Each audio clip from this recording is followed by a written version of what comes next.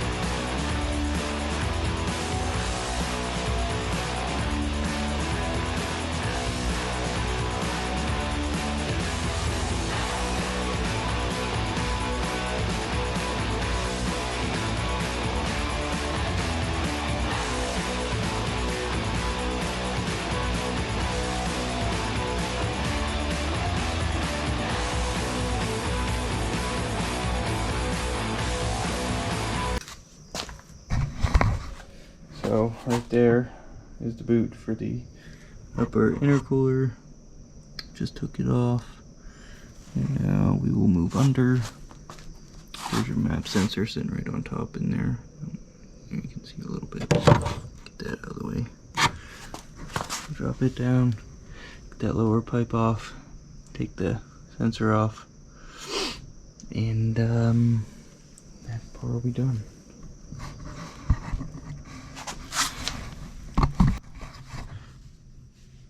So right there's the intercooler, lower intercooler. Follow it up here to the turbo. Right here, just use a screwdriver to pop off that ring.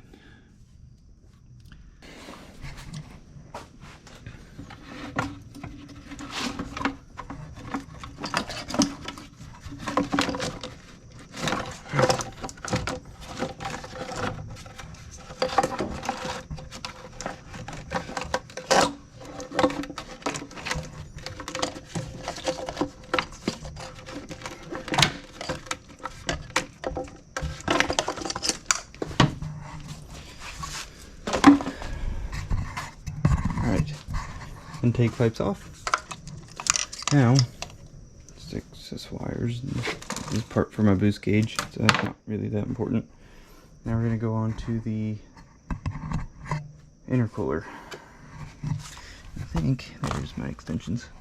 I believe they're 10s. Get the light turned around here. Alright, so there's one right there.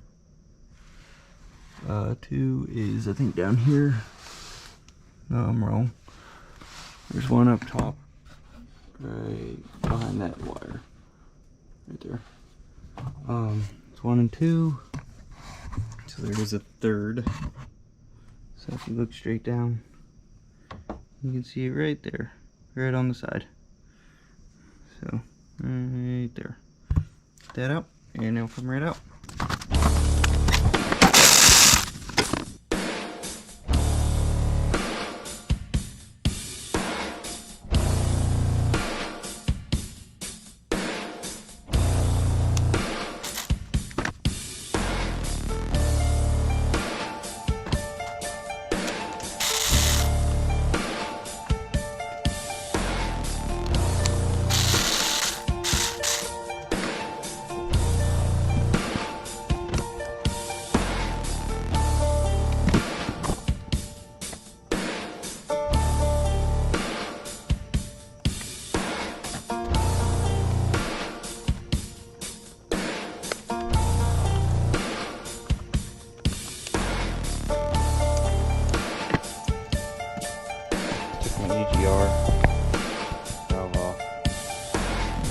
can see quite a bit of oil up in here, soot from when the EGR was so active.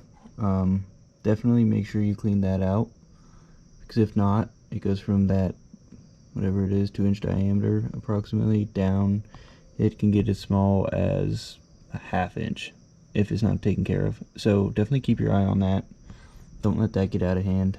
That'll cause you some serious performance and economic issues as far as fuel mileage. So don't forget about that. So let's take, I'm not sure how that intake manifold comes off. It looks like there's an Allen here. It's a couple across the back, probably 2 at each port. So find out what those are and start trying to get those off.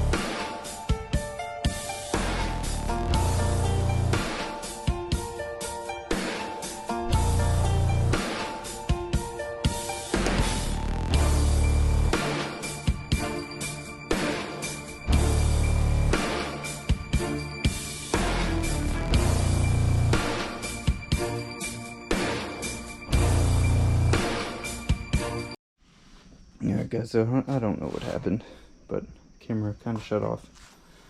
So got the intake manifold out, got the oil feed line out, had some bending and I did break it, but I'm not reusing it, so I'm not too worried. There's a banjo bolt right there. See it? There. Right here. Banjo bolt on one side, and then over here on the turbo, right, that shiny piece right here is the other part of that. So I'm gonna work on taking these 4 studs off, and then see if we can get the bottom 4 off, or see how easy those go.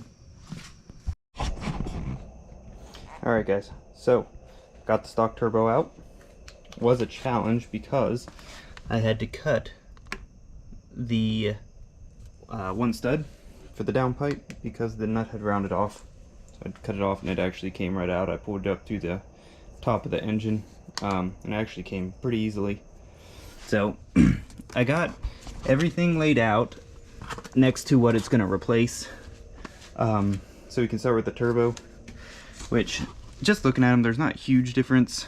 You do have a smaller exhaust housing on the S7 Borg Warner versus the intake or the exhaust housing on the VNT15. So like there's not much. Like if you look at the sizes, I don't have calipers to measure, but there's no huge differences or anything. So I'm pretty interested to see the difference, and I obviously know there's a huge performance difference. That's been proven, but yeah, I'm interested. And I wish I looked up the specs. Maybe I'll do that and you know, throw a clip about that in here, but I haven't done that yet. So the S7 has the VNT17 outlet. So as you can see, I had my exhaust EGT probe in there on that manifold. I'm not going to do that. I drilled and tapped on this one right here, so I can put that actually in the exhaust stream, because I do have a shorter EGT probe with the glow shift gauges that I have. New South, I believe, comes with a longer probe, but this read like a max of 400 degrees when it was on that stock turbo, stock manifold. So I don't, obviously it wasn't correct, so I'm not going to do that again. While I have the turbo off, I drilled and tapped it for a better reading. Then over here I have the intake manifolds. So on the right you have the PD 130 150 intake, on the left is your ALH. So when looking at this, you can see that this feeds cylinders 1 and 4 much better than this is going to. So this just improves airflow, definitely, to those cylinders specifically. Then I'm gonna remove the EGR and put my boost gauge there. So here's your intake, old man intake. This is your stock pipe, so it's all twisted, thins down in a few places, so it's much more streamlined, better flow.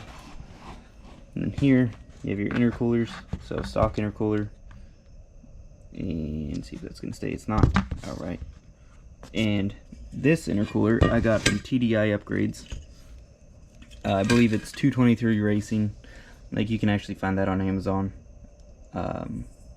But yeah, I got it from them. So a couple differences here. Like, this one's obviously, you know, much thicker, probably an inch thicker than the stock. You do eliminate the plastic to aluminum connections that can leak, so as long as these welds are good, it shouldn't leak. One thing I noticed is the map sensor is moved to the front, so I'm interested to see how well that works out, so I have to let you guys know. But yeah, I hope that doesn't cause a problem. Then over here, you got your intake piping. So here's your lower intake pipe, you know, your stock one, super thin pancake pipe. That obviously gonna flow a lot more air. Your upper intake pipe, so obviously, once again, much more streamlined. This would go like this. Just had a hole in it because that's where I had my boost gauge prior, but it's not going there again. So that's kind of all the parts here that I'm basically upgrading, outside of a braided stainless steel oil feed line, which, you know, isn't much of an upgrade. It's just easier to put on than a hard line would be. So but the reason I kind of wanted to show you a lot of this is because if you were to upgrade your turbo, say you decided to go to an S7 or a 1722 or a 17 plus or whatever, 1856 I believe, or some 1752, all your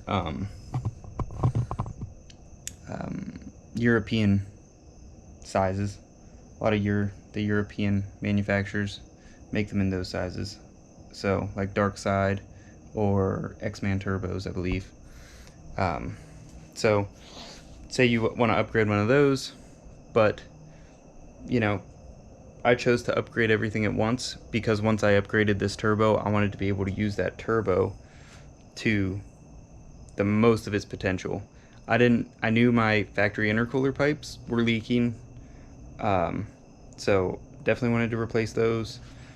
I had the old man intake for a while now, I just haven't put it on. So the manifold I also got with the old man intake. I just bought it off of Facebook. So that's honestly an upgrade I probably wouldn't have done right now, because it is a couple $100, but I got a pretty good deal on both, so that's why I'm doing it. The intercooler as well, like I have everything off. I'm gonna spend that extra $150 and just do it this one time and be able to utilize it to its max potential, instead of just kind of doing it halfway and then down the road just doing it anyway. I'll just do it at once, get as much as I can out of it. So I think we are about ready to start putting this back together.